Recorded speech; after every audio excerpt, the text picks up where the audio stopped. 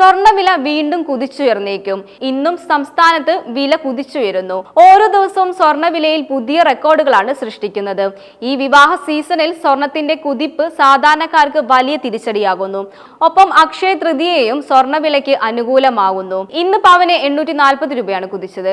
അതായത് തുടർച്ചയായ രണ്ടാം ദിവസം കൊണ്ട് 1600 രൂപയാണ് കുതിച്ചത്. ഗ്രാമിന് 200 രൂപയും കുതിച്ചു. ഇന്നലെ വിലക്കയറ്റവും പുതിയ റെക്കോർഡുമാണ് ഉണ്ടായത്. ഇന്നത്തെ സ്വർണ്ണവില ഇങ്ങനെയാണ്.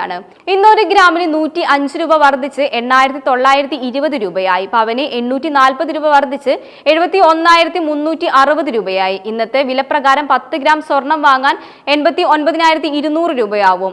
24 ക്യാരറ്റ് സ്വർണത്തിന് 1 ഗ്രാമിന് 9,731 രൂപയും പവന് 77,848 രൂപയുമാണ്. 18 ക്യാരറ്റിന് 1 ഗ്രാമിന് 7,298 രൂപയും പവന് 58,384 രൂപയുമാണ്. ഇന്ന് രാജ്യാന്തര സ്പോർട്സ് സ്വർണ്ണവില ഔൺസിന് 3339.97 വ്യാപാരം നടക്കുന്നത്. ഇന്നും വില കുതിച്ചുയരുന്നു. ഇന്ന് ചരിത്രത്തിൽ ആദ്യമായി $3330 എന്ന ലെവൽ കടന്നിരിക്കുന്നു. ഡോളർ ഇൻഡെക്സിൽ വീണ്ടും ഇടിഞ്ഞിരിക്കുകയാണ്. പക്ഷെ ഡോളറിനെതിരെ ഇന്ന് രൂപ തളരാതെ ഉയരുന്നു. ലോകത്തെ ഏറ്റവും വലിയ സാമ്പത്തിക ശക്തികളിൽ ഒന്നാണ് US-ഉം ചൈനയും. എന്നാൽ ട്രംപിന്റെ താരിഫ് നയങ്ങളിൽ ഇരു രാജ്യങ്ങളും കടുത്ത ശത്രുതയിലാണ്. ഈ ബന്ധം വഷളാവുന്നത് വ്യാപാര യുദ്ധം ശക്തമാകുന്നതിലേക്ക് വഴിവെക്കുകയും ചെയ്യുന്നു. ഇത് ആഗോള വിപണിയെയും ആടിയുലയ്ക്കുന്നുണ്ട്. എന്നിട്ടും സ്വർണ്ണ വിപണി ശക്തമായി വളരുന്നു.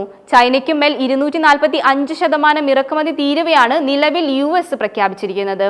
ഇതിനെതിരെ ചൈന തീർച്ചയായും തിരിച്ചടിക്കും. അത് ഓഹരി വിപണിയെ പോലും തകർത്തേക്കാം. ട്രംപ് താരിഫ് പ്രഖ്യാപനങ്ങൾ US-ന്റെ സാമ്പത്തിക വ്യവസ്ഥയെ തകിടം മറിക്കുന്നു. മാത്രമല്ല പണപ്പെരുപ്പം കുതിച്ചുയരാനുള്ള സാധ്യതയുമാണ് കൂടുതൽ.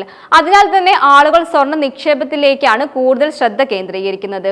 നിലവിൽ സാഹചര്യം മനസ്സിലാക്കിയാണ് നിക്ഷേപകർ സ്വർണം ETF പോലുള്ള നിക്ഷേപങ്ങളിൽ നിന്നും വ്യാപകമായി ലാഭം എടുക്കുന്നത്. ഇത് സ്വർണ്ണാഭരണം വാങ്ങുന്നുണ്ടോ, എത്ര രൂപ കൊടുക്കണം എന്നുള്ള കാര്യങ്ങളെല്ലാം ചിന്തിക്കുന്നുണ്ട്. ഇന്ന് സ്വർണ്ണവിലയ്ക്കൊപ്പം പണിക്കൂലി 3%, GSTയും ഹോൾമാർക്ക് ചാർജും അതായത് 53.10 രൂപയുമാണ്.